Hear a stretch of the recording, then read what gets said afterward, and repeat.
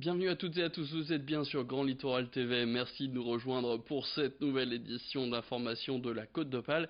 Et dans l'actualité, on va revenir sur ce qui s'est passé ce week-end dans la région, et notamment du côté de Boulogne-sur-Mer, où avait lieu le festival du Poulpaphone. Plus de 5000 personnes sont venues sur le site de Gare-aux-Manches pour voir Deluxe ou Bon Entendeur, qui étaient les têtes d'affiche de cette nouvelle édition, mais aussi pour écouter Balthazar, Tankuzi Edge ou encore Saint, voire Kid Ismail ou même Balogi. Une programmation éclectique pour ce festival où sur les deux scènes, on pouvait retrouver du rock, du rap ou encore de l'électro. Une édition qui pourrait d'ailleurs être la dernière dans ce hangar devenu célèbre. Retour en images et en musique sur ce nouveau succès pour le Poulpaphone. Un reportage signé Morgan Rellan et Corentin Escaillé.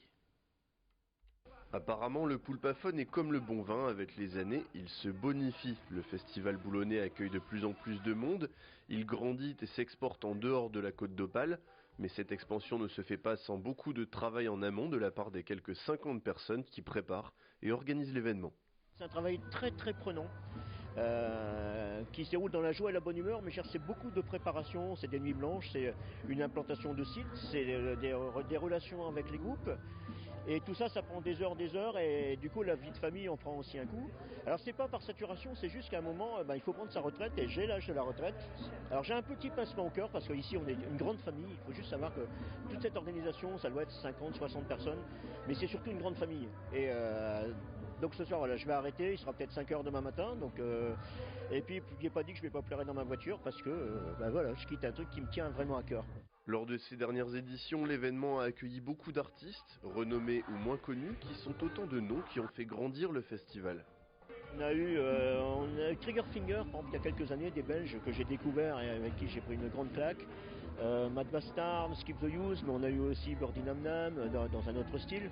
Jane aussi dans les découvertes, qui est passé ici, qui a explosé juste après. Les Brigitte, voilà, tout ça font partie des bons souvenirs et j'en oublie certainement. Voilà, je vois que, voilà, en fait, on garde de grands souvenirs. On a peut-être eu sur 9 ans, donc avec 16 groupes par soirée. Sur 9 ans, il y a peut-être un ou deux groupes, voilà, dont on ne garde pas de grands souvenirs, mais voilà, ce qui est bien, c'est minime par rapport au reste, quoi. C'est une super ambiance. Le Poulpaphone continue l'année prochaine, venez, vous allez vous éclater. Bon, si ça peut être le mot final, venez vous éclater au Poulpaphone. Allez, direction Ardres, maintenant, où la nouvelle caserne de gendarmerie a vu le jour. Elle a même été inaugurée vendredi dernier, un investissement devenu primordial, puisque les gendarmes travaillaient dans des conditions plus que difficiles, à en croire le préfet du Pas-de-Calais, Fabien Sudry. Des nouveaux locaux qui permettent donc aux gendarmes de pouvoir poursuivre leur mission d'intervention, notamment dans le cadre de la prévention d'attaques aux biens ou de violences d'ordre privé. À noter qu'au sein de cette caserne, il y a une assistante sociale qui peut épauler les gendarmes dans leur mission auprès de la population. Corentin Escaillé était pour nous lors de cette inauguration de la caserne de gendarmerie du côté d'Ardres. C'était vraiment totalement indispensable parce que l'ancienne gendarmerie était devenue très vétuste et offrait pour les gendarmes des conditions de vie et de travail vraiment très déficientes. Donc la gendarmerie a décidé de construire ce nouveau casernement avec ces nouveaux logements pour les gendarmes qui sont vraiment de très bonne facture, conformes aux normes d'aujourd'hui et qui leur permettront de faire, je pense, un excellent travail. Et puis autre sujet, mais toujours avec le préfet du Pas-de-Calais. Vous le savez, la semaine dernière à Rouen, un site Céveso a été détruit par les flammes qui a causé un important apanage de fumée qui a été venue jusque dans la région. Alors plusieurs fois, les préfectures du Nord et du Pas-de-Calais ont tenu à rassurer la population à ce sujet. Le préfet du Pas-de-Calais, Fabien Sudry, je vous propose tout de suite de l'écouter. Non, il n'y a pas lieu de s'inquiéter. Au niveau national a suivi l'évolution du nuage de fumée qui est passé hier sur le département du Pas-de-Calais. La préfecture a été en contact avec d'autres préfectures, avec l'échelon zonal, et nous avons pu identifier le fait qu'il n'y avait pas de difficulté pour la population. Voilà pour cette interview qui a été réalisée vendredi dernier lors de l'inauguration de la caserne de gendarmerie du côté d'Ardres. Et puis on reviendra dans le prochain quart d'heure sur les recommandations qui ont tout de même été mises en place par la préfecture, des mesures qui concernent notamment certaines activités agricoles.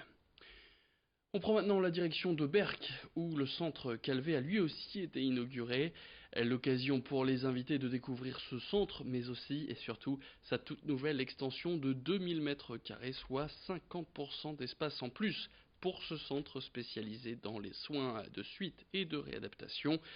Désormais, tous les services concernés par la rééducation vont être regroupés sous un même toit, ce qui permettra d'offrir une meilleure visibilité et un meilleur suivi dans le parcours de soins des patients, mais aussi de pouvoir faire des économies d'échelle. Alors, coût total de l'opération, 7 millions d'euros. Ils ont été financés en fonds propres par la Fondation Opale. Plus d'explications tout de suite, c'est au micro de Corentin Escaillé.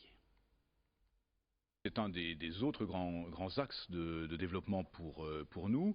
15 places d'hôpital de jour avant, 60 places d'hôpital de jour maintenant. L'hospitalisation de jour, y compris en rééducation, c'est l'avenir. C'est l'avenir, et donc nous multiplions par 4 nos capacités d'hospitalisation de jour, et c'est effectivement une orientation importante par rapport au passé.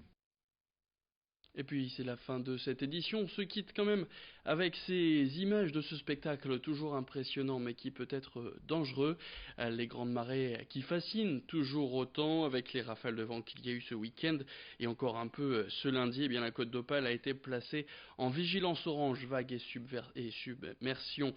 C'était dimanche, vigilance descendue au niveau jaune ce lundi où il y a eu quand même quelques dégâts sur la Côte d'Opale, par exemple du côté de Wimereux où les cabines de plage ont dû être retirées en urgence. Certaines terrasses situées sur la digue ont elles aussi souffert de ces nombreuses vagues. Par exemple, la terrasse du restaurant La Loze qui a été détruite par la puissance des éléments naturels. C'est la fin de cette édition, merci à toutes et à tous de l'avoir suivi. Rendez-vous donc dans le prochain quart d'heure. D'ici là, vous avez rendez-vous avec vos prévisions météo.